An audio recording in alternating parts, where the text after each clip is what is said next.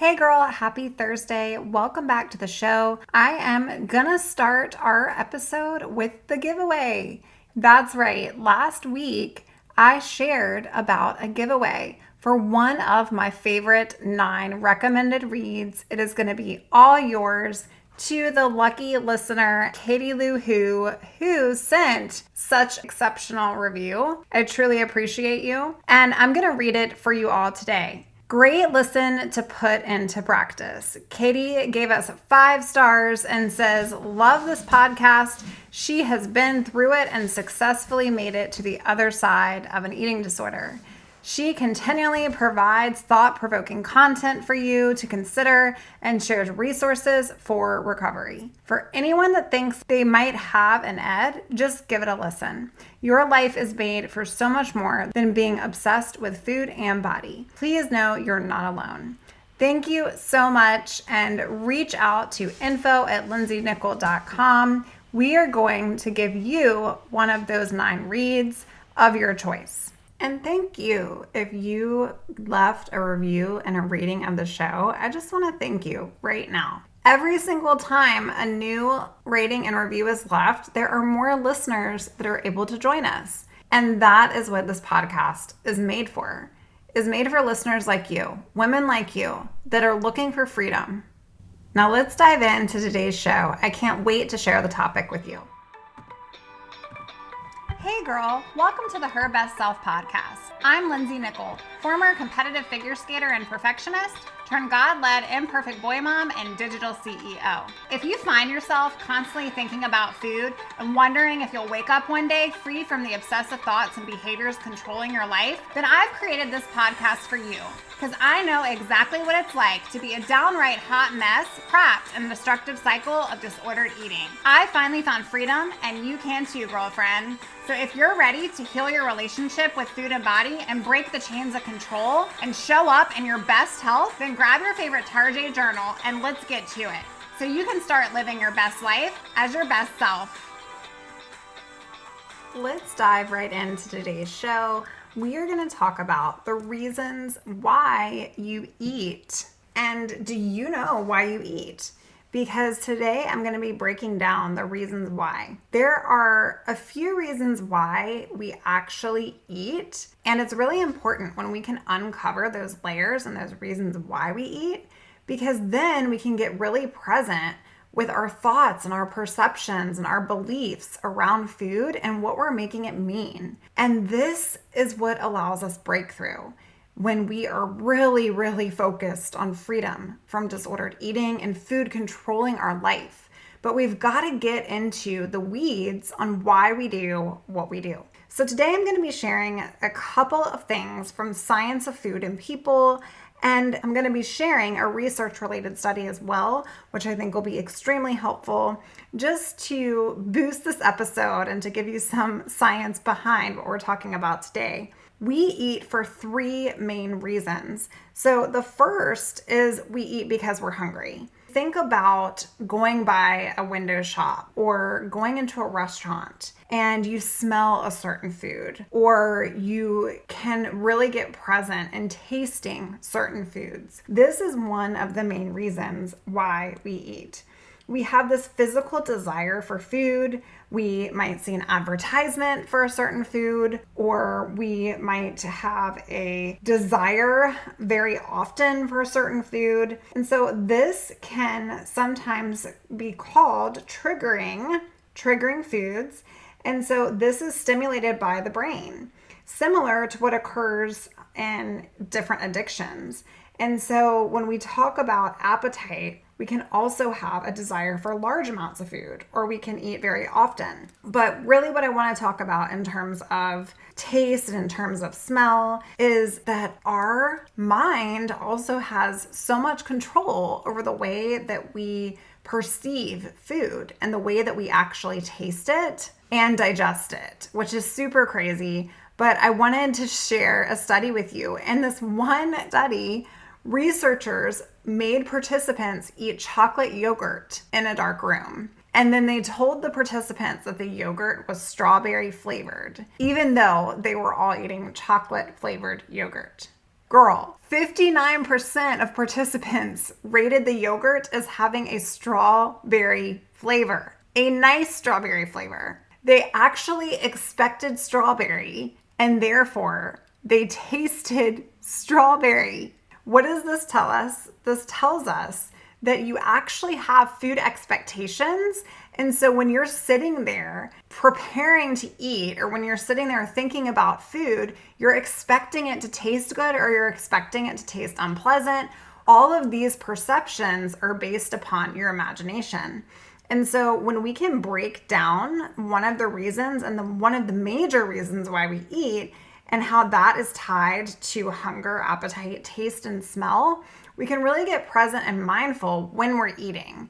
We can sit with ourselves and determine why we're feeling certain things about the food choices that we are exploring. And so if you've been in a pattern of restricting food, or your brain has basically taken over in that eating disorder mindset, and you're so focused on limiting those calories, you can actually experience these different areas where you're expecting certain things to taste certain ways because these are your go-tos, and you have these fear foods because there are perceptions and beliefs around what you feel is truth based upon your actual thought around food.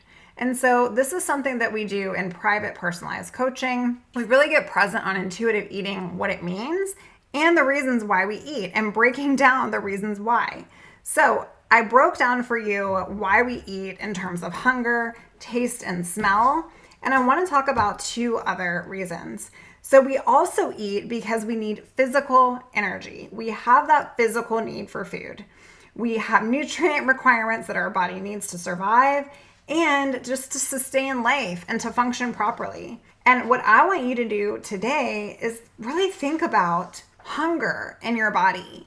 Now, if you've limited the amount of food that you've allowed yourself to consume, then you will not experience much of this.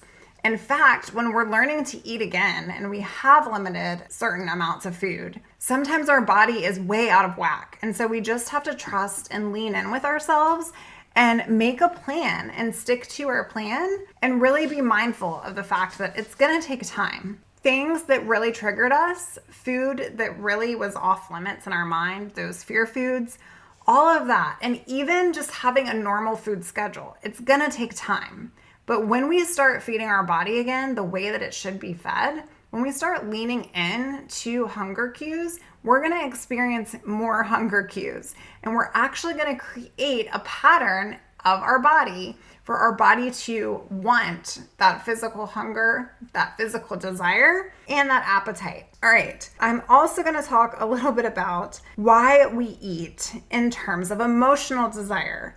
So we eat because we crave comfort. That's right. We actually crave foods based on our mood, our self-soothing mechanisms, our hormones. And what's really funny is this food psychologist, Brian Wanzik, he found that we actually make 200 different food decisions every single day. But we're typically only aware of 10% of those decisions. And I'm sure with those of us who have had eating disorders or currently going through recovery from an eating disorder, you're probably pretty aware, or at least you feel like you're aware of the food choices that you're making. But in fact, what he talks about is that the best diet is the one that we don't know we're on because we're listening to our body. And the moment that we eliminate anything from our diet is the moment that we're going to crave it, or the moment that we experience that shame game.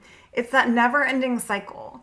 It's the cycle of never feeling good enough, worthy enough, restricting more, overeating, binging, purging. The truth is, girl, you're never going to get out of it unless you decide and believe that today is the day that you can. And so what I want to share with you is that we crave for comfort. We crave because we have emotional desire. And when we have an emotional desire, we crave certain comfort foods.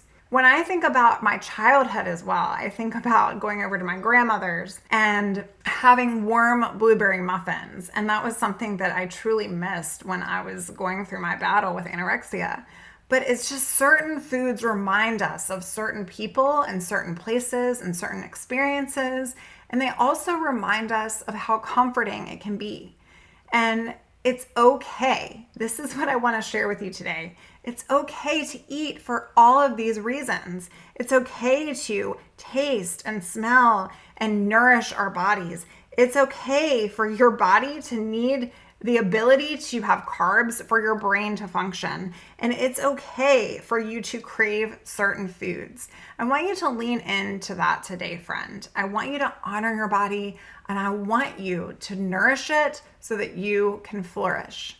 Okay? So if you take anything away from today's episode and sharing with you some of the reasons why we eat, I also want you to think about the foods that you fear and list out one specific food in your mind and why you fear it, and get super present, because this is so powerful. Our thoughts are so extremely powerful. The notion that we have perceptions based upon our own imaginations of whether a food is good or bad to us will give us the ability to embrace recovery, because we'll be able to peel back the reasons why we feel certain things. So I want you to understand that it's okay to be right where you are, and it's okay to really sit and be mindful and be specific about how you view certain foods. Why is it that you're making this mean something about you? The fact is, all food provides nutrients. And girl, you deserve all those nutrients. You deserve it. Why do you fear certain things? What is that one specific thing that you absolutely are terrified of and it keeps popping up for you? I want you to know today, if you get truly present and uncover why this is such an issue and what it is about it that is causing so much drama, then you can lean in to that very fear and you can face it. It's not about the food, but it's all about what you're making it mean. And you're allowed to eat when you're hungry, eat when you need energy, and eat when you crave some comfort. I hope today's message has blessed you, and if it has, I want you to let me know. Send an email over to info@lindsaynicol.com. Come on over to our private Facebook community and share this episode with a friend. I hope you have a fantabulous week, and remember, get that snack in, eat that meal, and embrace your best self, the self that you're becoming by nourishing your body. All right, girl, until next time, bye for now. Oh, friend, thank you so much for letting me share what was on my heart today. My hope for this podcast is to help more women find freedom from food and body. If this has empowered or blessed you, let me know. I'd be honored for your rating and review of my show, and I'd love to connect with you in my private Facebook community. You really can move from perfection to purpose. Let's break the chains together. I'll help navigate the way. Until next time, bye for now, girl.